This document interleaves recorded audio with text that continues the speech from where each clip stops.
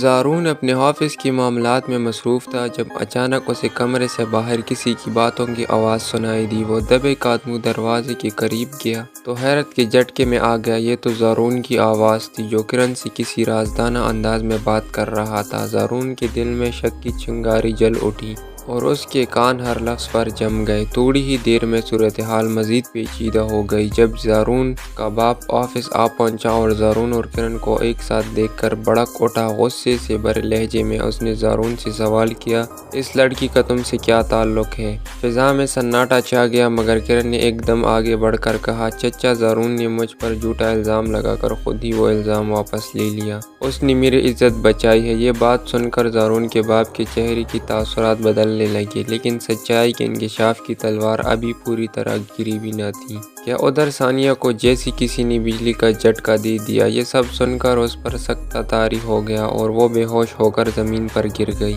ادھر ایک اور جذباتی طوفان برپا تھا۔ لائبہ اور فصیح کی مہندی کی تقریب کے دوران فصیح اچانک ثانیہ کے پاس آتا ہے۔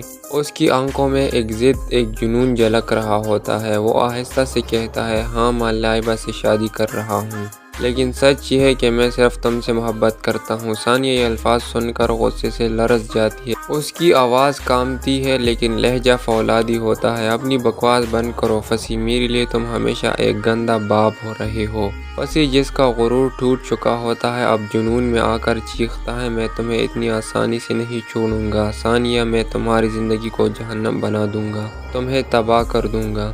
اب منظر نامہ پوری شدت اختیار کر چکا ہے۔ ہر کردار اپنے جذبات، سازشوں اور نفرت کے بہانور میں گھوم رہا ہے۔ ناظرین کے دلوں میں ایک ہی سوال گونج رہا ہے، کیا زارون کرن کو سچائی کے راستے پر لے جا پائے گا؟ کیا ثانیہ فصیح کے اس زہریلے جنون سے بچ سکے گی؟ اور کیا سچ بالآخر جھوٹ پر غالب آ جائے گا؟